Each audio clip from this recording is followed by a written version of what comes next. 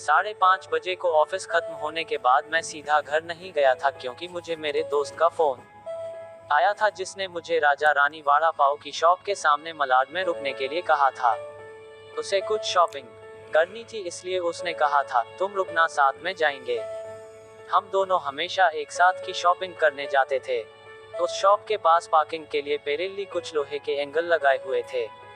मैं उन्हीं पर चढ़कर बैठ गया और अपने दोस्त का इंतजार करने लगा। एक 70-72 साल का बुजुर्ग आदमी, आंखों पर मोटे कांच वाले चश्मे, मेले धोती और कुर्ता पहने मेरे पास आया।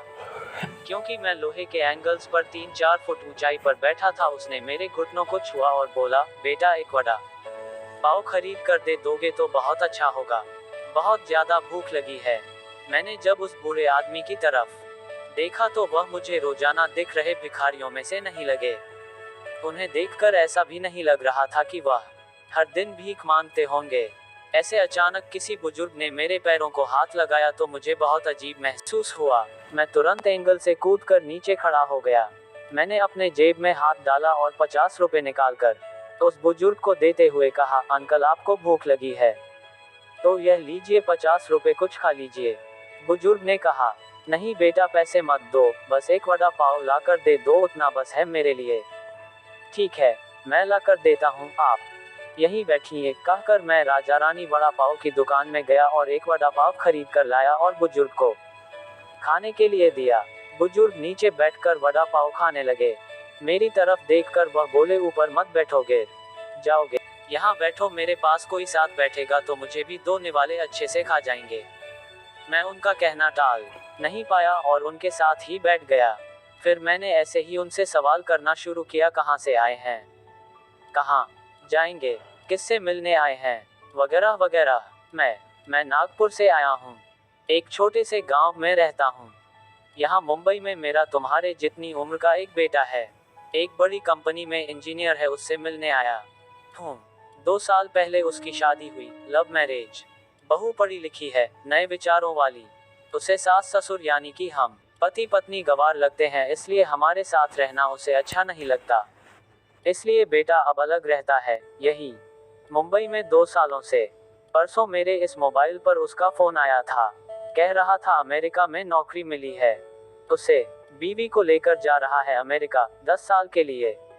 यहाँ मुंबई में था तो 6 महीने में एक बार आता था हम बूढ़े बूढ़ी को मिलने के लिए। अब इतने दूर परदेश जा रहा है, एक बार मिलने के लिए आओ बोला तो अब समय नहीं बचा है, परसों फ्लाइट में बैठकर जाना है कहता है। अब 10 साल के लिए जा रहा है, पता नहीं तब तक हम जिएंगे या मरेंगे, इसलिए सोचा खुद ही जाकर उसे मिल लेता हूँ। कल शाम से एयरपोर्ट को ढूंढ रहा हूँ, लेकिन यहाँ के लोग कहते हैं कि इस एरिया में एयरपोर्ट है ही नहीं। बुजुर्ग ने एड्रेस वाली चिट्ठी मेरे हाथ में देते हुए कहा। उनकी बात सुनकर मैंने कहा, लोग सच कह रहे हैं, एयरपोर्ट यहाँ नहीं है, सेंटा क्रूज में है।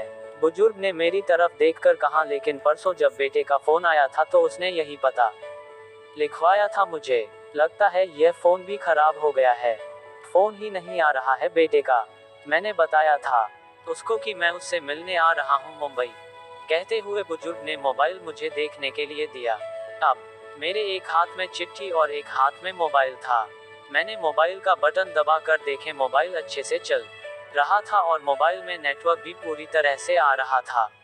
मैंने उनसे पूछा, आपने नहीं लगा के देखा फोन बेटे को? मुझे कहाँ लगाना आता है बेटा फोन, कोई फोन करता है तो उठा लेता हूँ बस।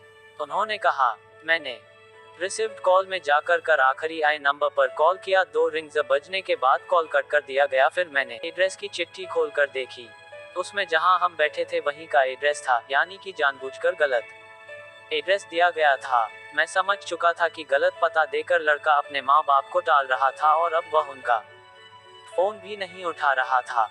मुझे यह भी मालूम पड़ चुका था कि वह जिस प्लेन में सवार हो चुका था वह प्लेन कभी भी उसके माँ बाप के दिशा में उड़ने वाला नहीं था। तब तक मेरा दोस्त वहां आ गया और बोला, चलो शॉपिंग करने चलते हैं। मैंने उसे 2 मिनट रुकने के लिए कहा और मैं बुजुर्ग की तरफ देखकर सोच में पड़ गया।